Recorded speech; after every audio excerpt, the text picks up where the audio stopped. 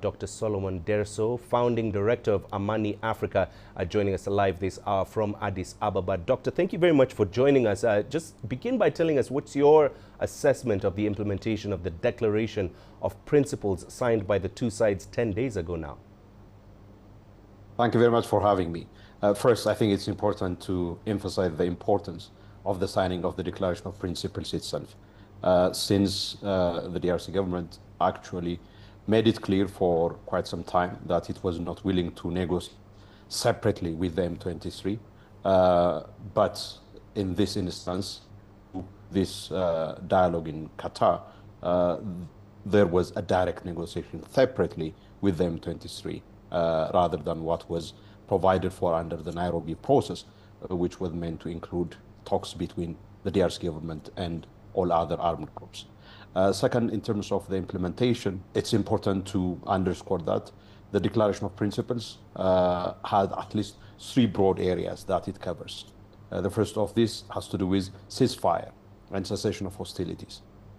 There have been various incidents of fighting continuing subsequent to the signing of this Declaration of Principles on the 19th of July. And this is symbolic and emblematic of the continuing challenge that the two sides, the DRC government and the M23, face. And of course, this also has to do with the modalities, the lack of clarity on the modalities of implementation, on the question of also what happens in the event of non-compliance and who monitors whether or not, who is responsible for what kind of breaches. And you also have issues relating to the implementation of also the exchange of prisoners, issues relating to the restoration of state authority, some of which, like the restoration of state authority, have actually a lot of issues that are yet to be negotiated and settled. And of course, there are questions around the future of the M23 itself. Right, Doctor, let me just jump in there. You've talked about the fresh demands. Both the AIFC and M23 we've been hearing have made fresh demands for the release of prisoners. Why now, and what is the likely impact of the resumption of the talks, as well as the deadline of August the 18th to sign a final peace accord? Well, the issue related to relief of prisoners, as you may recall, and indeed, as your reporter indicated, forms part and parcel of the Declaration of Principles. They are considered to be what are called the confidence-building measures.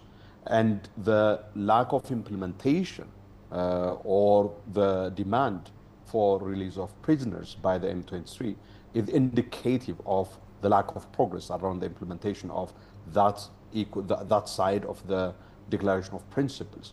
In terms of the impact of this, I think it's worth saying that generally in the mediation world, deadline diplomacy is a very problematic approach to negotiation, particularly in a protracted conflict like this one. And therefore, I think I would imagine that there would indeed be follow-up between the two sides for subsequent talks.